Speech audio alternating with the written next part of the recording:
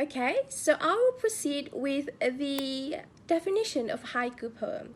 I am sure that most of us here have heard of this type of poem before. So what is haiku poem? Haiku poem originally came from Japan. This poem only consists of 3 phrases, and it also involves cutting words, or commonly known as dividing words into syllables. So there are syllables that we need to consider when creating this type of poem. When we divide them into syllables, there will be 17 on altogether. So on here means syllables or phonemes in Japanese. The pattern of the syllables that we need to consider when writing this poem is 575, which means the first phrase of the poem will need 5 syllables in that phrase. The second phrase in the syllable will need 7 syllables in that phrase. And the third and last one is the phrase that will need 5 syllables. Okay, so that is the pattern that we need to consider when writing a haiku poem. There is another fact that I would like to tell you about haiku poem. Traditionally, haiku poem in Japan only consists of 1 line, but nowadays, in modern days, where haiku is written in English, people will tend to write haiku poem in 3 lines. There is another poem that can be related to haiku. This is a poem called tanka, in Japanese of course, as well as other parts of art forms that incorporate haiku, such as haibun and haiga. Assalamualaikum and good day. My name is Nurul Najihah and today I'm going to present on the history of haiku poem. Renga is a poem that several poets create cooperatively, and members alternately add verses of 17 syllables, which is 5, 7 and 5 syllables, and those with 14 syllables, which is 7 and 7 syllables, until they complete a poem generally composed of 100 verses. In the 16th century, instead of renga, it was haika, a humorous poem, was popular at that time. Haika is a poem that is made of verses 17 and 14 syllables, like renga, but it parodies renga, introducing modern vulgar laughter. Haika poets used plays on words and treated preferably things of life that renga hadn't found interesting. The first verse of renga and haika is called as hoku, and haika poets sometimes presented their hoku as an independent poems. These were the origin of haiku.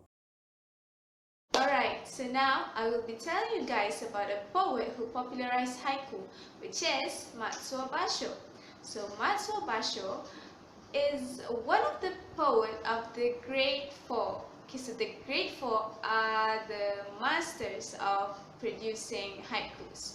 Okay, so Matsuo Basho is one of them, and he is amongst the most famous haiku poets. He was born in 1644, whereby his father at that time is a samurai, a lower rank samurai. Okay, and at the age of 9, Matsuo Basho needs to serve to Todo's family. He became a kitchen helper slash cook slash study companion to Yoshitada, which is one of the Todo's family's member. Unfortunately, Yoshitada died at the age of 25, so it left Matsuo Basho with grief. His days were spent with sadness and he felt sorrow. Nothing will make him happy anymore. So he even asked from Todo's family to be released from his service.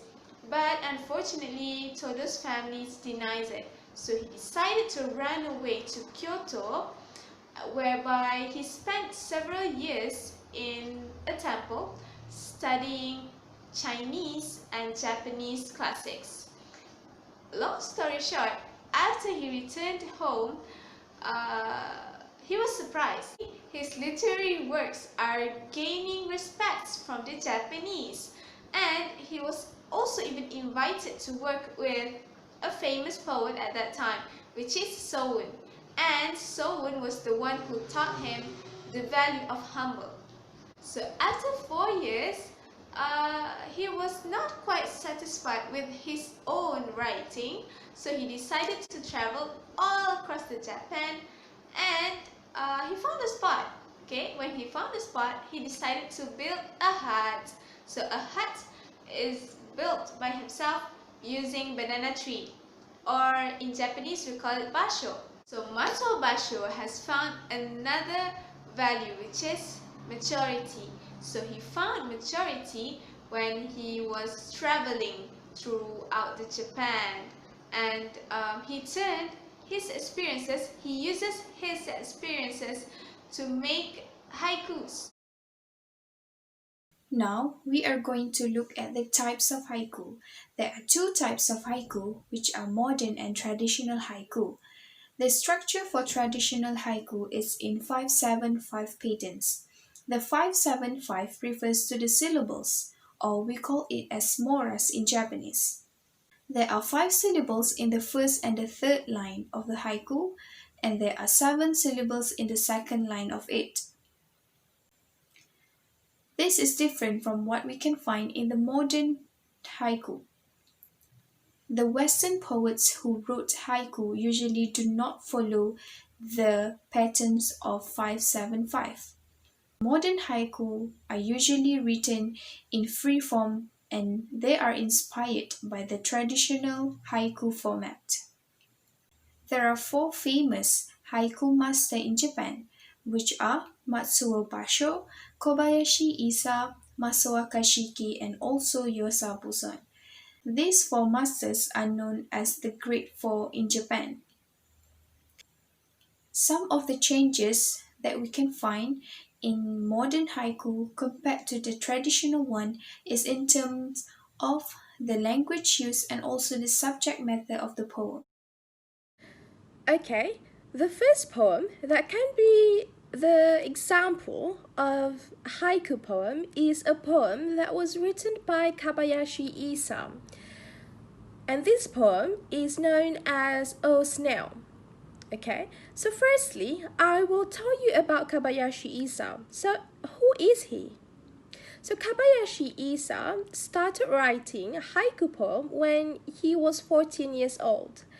Kobayashi Isa has many obstacles when it comes to his family.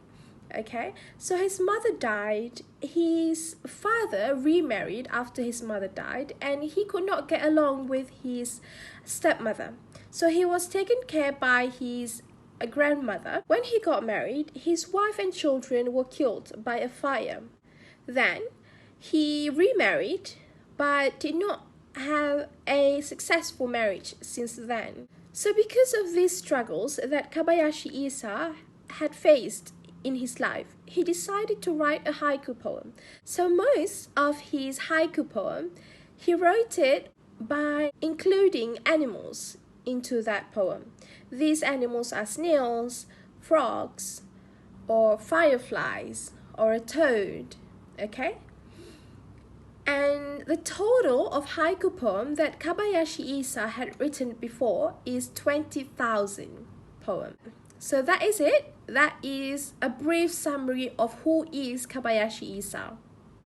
The most famous poem, haiku poem, that Kobayashi Isa had written is The Ambitious Snail. So this poem goes like this. O snail, climb Mount Fuji, but slowly, slowly.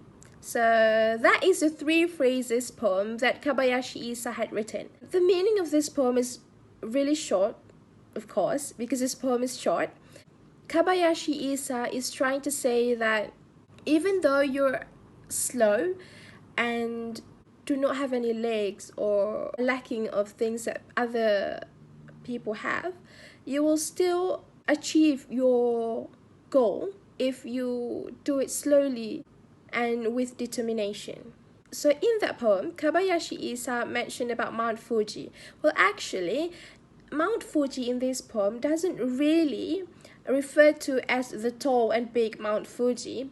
Kobayashi Isa referred Mount Fuji in the poem as a pseudonym Fuji, which is the sculptured Fuji known as Tsukiyama. So Tsukiyama is a slightly kind of a hill that are built at a temple or a shrine. Okay, so it's not as tall as the real Mount Fuji. So why did he write this poem by saying that the snail need to climb the mountain? Why did the snail need to climb Mount Fuji? Well, based on the Buddhist understanding or beliefs, they believe that if you climb Mount Fuji, you will get the blessing of the gods or the goddesses, and you will reach enlightenment in your life and success that you wanted to achieve. Okay, so as you know, haiku poem is a very short poem, so there are not many literary devices that I could find. But there are some. The first literary device that I could find is the imagery, which is the kinesthetic imagery. So the kinesthetic imagery that I could find in the poem is by the word climb. So climb here refers to movement of the snail. Okay, so it can be referred to kinesthetic imagery. The tone of the poem is determination. Why I said it's determination? This is because this poem is about a snail who wanted to achieve something, even though the snail is a small and a really slow creature. In order for the snail to climb Mount Fuji, it will be very hard for it. So determination is the main key or the tone for this poem that can reflect to the journey of the snail to climb Mount Fuji in order to get the blessing of the goddess or the enlightenment of the snail's life. So before we go to our second example of haiku poem, let me introduce you the poets first, okay? So the poet is Jack Kerouac. So Jack Kerouac is one of the pioneers of the Beat generation, okay? And at the age of 6, he started to learn English, and then he spoke with marked accent during his teens, okay? And he also served to United States of Merchant Marine during World War II. And surprisingly, he managed to complete his very first novel during his service. Okay, and John Kerouac was also known from his spontaneity. Okay, so he write poems in various themes such as Christianity, Buddhism, jazz, poverty. Okay, so he died of abdominal hemorrhage by heavy drinking. Okay, so he was a heavy drinker and he died of abdominal hemorrhage at the age of 49 during 1969. Alright, so as haikus are famous with creating an image in mind, creating a picture, so this haiku was also included. Okay, so this, our second example, tells us about nightfall. Okay, so nightfall is a period or a time when the sun goes down, marking the end of the day and everything went dark. Okay, so Jack Kerouac uses two imageries. The first one is visual imagery. So he tells us what he sees during nightfall, which is, okay, so it is clearly stated at the line 2, whereby he said that too dark to read the page. Yes, it's true, right? We can't, we barely can see with our naked eyes when it was nightfall without the help of the light, right? Okay, so the second imagery that Jack uses inside this haiku is tactile. Okay, so he describes what he feels, what the temperature of the nightfall. So, at the third line, he tells us that too cold. Okay, so yeah, two imageries that Jack uses inside this haiku really helped us to see and feel that, oh yeah, it's too dark at the nightfall, that you can't even read a page. Oh yeah, it's too cold in the nightfall. Poetic devices. Okay, so now let's move on to the poetic devices used. Okay, so of course, the first one will be imagery, the visual imagery and the tactile imagery, and the second one is repetition. Can you find out where the repetition is? Okay, so the repetition of the word to, T-O-O, at line 2 and 3. So it was repeated twice. Okay, so to tells us that it was too cold, it was too dark. Okay, it's not only dark and cold, it was too dark and too cold. The tone of the haiku, I think that it will be gloomy tone. Why? Because for me, at night,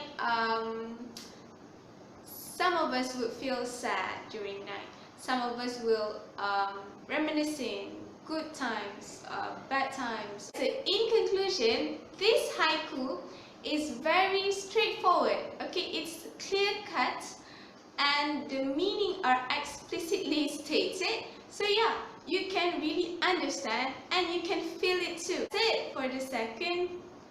Alright, so that's it for our second example of haiku. Lily, out of the water, out of itself. Nick Virgilio. So let's start with poet's background, which is Nick Virgilio. Nick Virgilio was an internationally recognized haiku poet, one of the pioneers of English language haiku, who plays a vital role in popularizing the Japanese style of poem in the United States. He was born on 28 June 1928 in Camden, New Jersey. After graduating from high school, he served in the Navy during World War II, and then he received a Bachelor of Arts in the Temple University in Philadelphia. Nick Virgilio discovered haiku in 1962 in a book at the library of Rutgers University. His first published haiku was published in the American Haiku magazine in 1963, and he wrote thousands, many unpublished, during his career spanning over 20 years. Nick experimented with the haiku poem, dropping the traditional 575 syllables formats in favor of shorter forms. He even included rhyme in his haiku along with the reality of urban America. The meaning of the poem is about growth of an identity. So Lily is like an identity that comes and rises to find his identity. Based on the poem, the first poetic devices that we have found is repetition. As you can see from the poem, the repetition of the word out of the water, out of itself, the repetition of the word out. So it is a repetition. Second one is assonance, which is the repetitions of the vowel sounds, out and off. The repetition of ow and o. So both are vowel sounds. So it is an assonance. The third one is kinesthetic imagery. So the phrase out of over here, out of the water, out of itself, it seems like there is a movement of coming out from somewhere. So that is kinesthetic imagery. The tone that I have found from this poem is conscious. From the poem, it's like a sign that to show a lily is out of water and out of itself. It's full of meaning and it's quite mystery. So we need to be conscious. We need to be aware as the process of growing takes time and also will encounter with many challenges in life. This haiku was written by Alexis Rotella. She is an American poet who was born on 1947. She served as the president of the Haiku Society of America in 1984. Her poems are mostly on common experiences of humankind. She graduated with a bachelor degree in philosophy, and she also wrote a paper on Zen Buddhism. This leads to her deeper interest in writing haiku and also learning another Japanese poetry genres. This haiku was written in 3 lines, but the structure of it does not follow the 575 patterns. This is because the first line of this haiku does not consist of 5 syllables. The haiku tells us about a character who is watching someone in that dress. He is watching the woman in that dress without saying anything from afar. He does not approach her to express his feelings. Somehow, we can say that the haiku represents the character's feelings when he is unable to express his love towards the woman. This haiku also shows the pain faced by the character when he couldn't approach the woman he loved. Instead, he just watched her from afar without saying anything and remained as friends. The tone for this haiku is ironic. This is because when we first read the poem, we could imagine the peacefulness of the wind that is blowing the dress. But at the same time, it portrays the tension of the unspoken words of the characters. Unspoken words are the feelings that he was unable to express to the woman. So, overall, we can say that this haiku is about the pain of wanting someone that couldn't be ours. One of the poetic devices found in the poem is the first one is personification. As in the line, he watches my ghost dress blowing on the line. My ghost dress blowing on the line shows personification. The poet gives the human traits to the dress, which is blowing. Another one is visual imagery, as in the line, he watches my ghost dress. The word watches shows the visual imagery.